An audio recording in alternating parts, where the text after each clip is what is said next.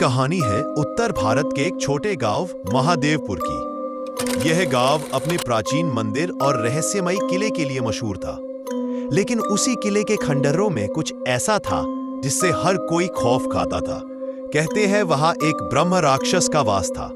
बरसात की एक अंधेरी रात थी।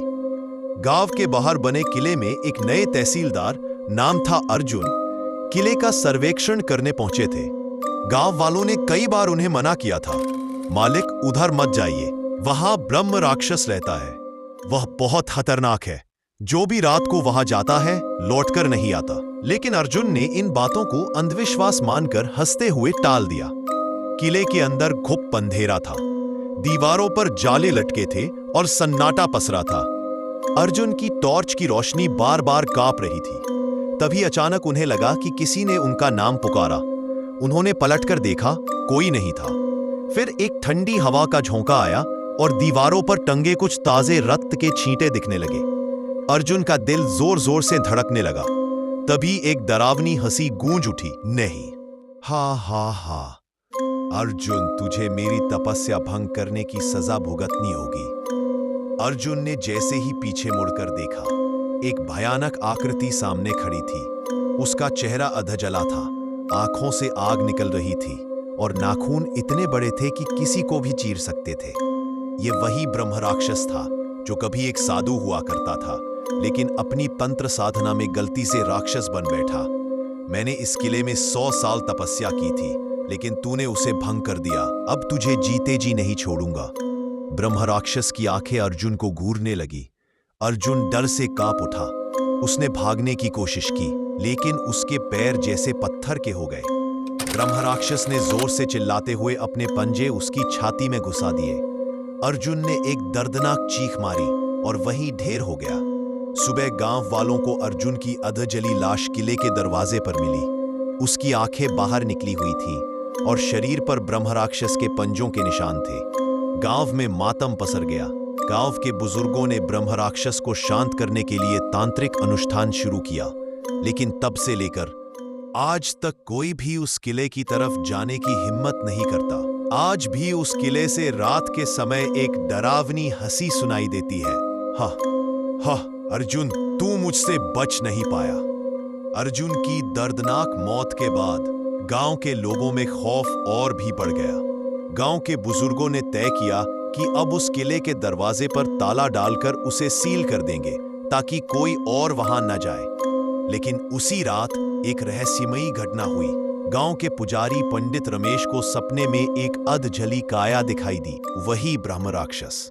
उसने सपने में कहा, तुमने मेरे निवास को बंद कर दिया है। अब मैं गांव वालों में से एक को चुनकर अपने निवास में बुलाऊंगा। उसका रक्त मेरी तपस्या पूरी करेगा। यह श्राप है, तुम सब बच नहीं सकते।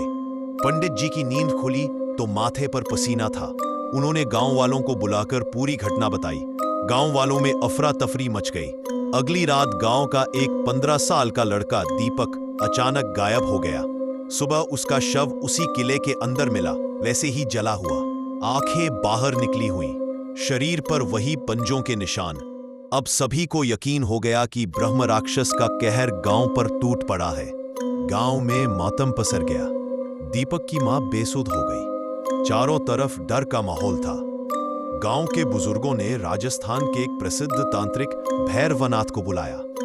भैरवनाथ ने आते ही किले का निरीक्षण किया और कहा, यह कोई मामूली राक्षस नहीं, यह ब्रह्म राक्षस है।